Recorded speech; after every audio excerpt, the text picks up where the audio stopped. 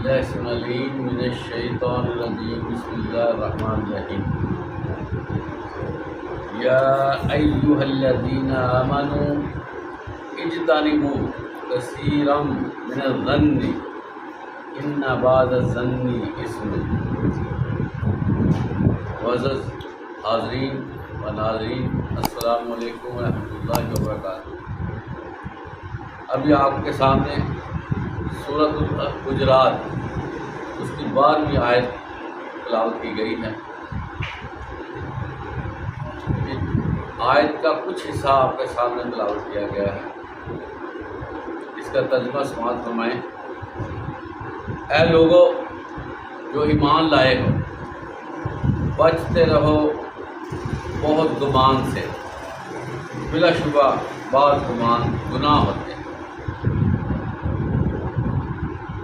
محترم حضرات، اللہ تعالیٰ نے جہاں پر اہل ایمان کو عبادات کے حوالے سے نصیحتیں فرمائی ہیں، حکم نازل فرمائے ہیں، وہاں معاشرتی زندگی گزارنے کے لیے بھی بہت سے احکامات قرآن مجید میں نازل ہوئے۔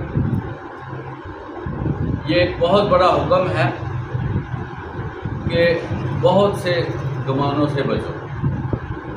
اکثر گمان جو ہیں وہ گناہ میں چلے جاتے ہیں۔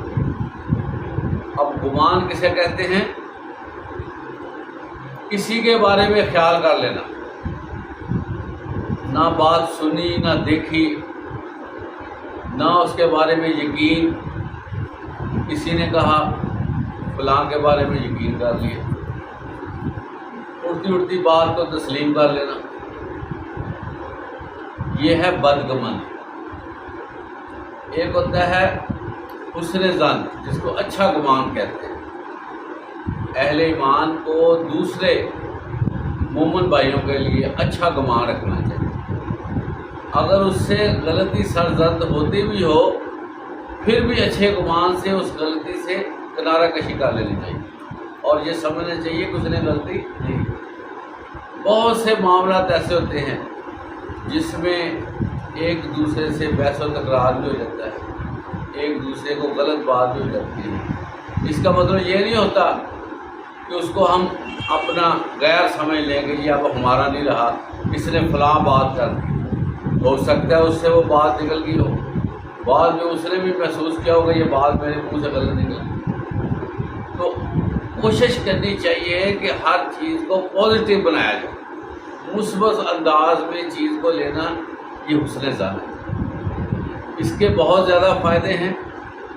ایک تو اس سے ناراضگیاں کم از کم ہو جاتی ہیں۔ رشتہ داروں میں جو کلیشز ہوتے ہیں، جو فاصلے بڑھتے ہیں، تعلقات میں جو رکاوٹ بنتی ہے، اس میں سب سے زیادہ چیز جو ہے بدگمانی ہے۔ اور یہ جو بدگمانی ہے، یہ انسان کو دوسروں سے فوائد لینے سے محروم کر دیتی ہے۔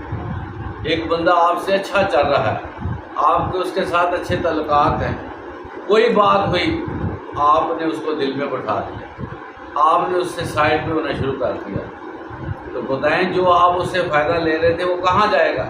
وہ فائدہ آپ کا ضائع ہوگا۔ اس لیے کوشش کرنی چاہیے کہ بدگمانی سے ہم بچیں۔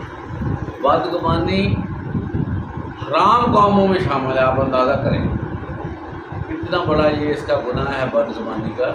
اور کوشش کرنی چاہیے کہ ہم اپنے معاملات صاف ستھرے رکھیں، لیکن اگر کسی جگہ پہ کوئی مسئلہ بن جائے تو اچھے طریقے سے اس کو ٹیکل کر لیں اور اپنے دل کو کلیئر رکھیں۔ جب چھوٹا سا نقطہ، چھوٹا سا اسپاٹ کسی کے بارے میں دل میں بیٹھتا ہے، شیطان اس سے بہت زیادہ فائدہ حاصل کرتا ہے اور اس کو بڑھا دیتا ہے، اور پھر اس طرح جو ہے خلیج بڑھتے بڑھتے ایک دوسرے کے ساتھ دشمنی تک پیدا ہو جاتی ہے۔ اور حدیث میں آتا ہے کہ جب کوئی بندہ بدگمانی کرتا ہے اور اس کو ٹٹولتا رہتا ہے کہ میرے ساتھ اس نے یہ کیا، میرے ساتھ اس نے یہ کیا، ایسے ہوا، تو بعد میں جب کسی وقت وہ معاملہ سامنے آتے ہیں تو سارے کے سارے غلط ثابت ہو جاتے ہیں۔ اور بندہ کہتا ہے کہ وہ تو میری ایسے بدگمانی سی جس سے میں نے اس طرح آگے بڑھتا گیا اور میرے معاملات دوسرے کے ساتھ خراب ہو.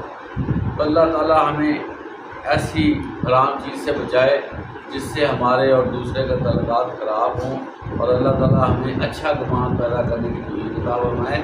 شیطان کی کوشش ہے کہ دوسرے کے بارے میں بدگمانی ہو، اور چھوٹی چھوٹی بات پہ ہم ایک دوسرے سے ناراض ہو جاتے ہیں. بات کو جہاں پر ہوئی ہے وہاں پر چھوڑ دیں، معاملے خود بخود حل ہو جاتے ہیں. اللہ تعالیٰ ہمیں اچھے کام کرنے کی توفیق عطا فرمائے. وآخر دعوانا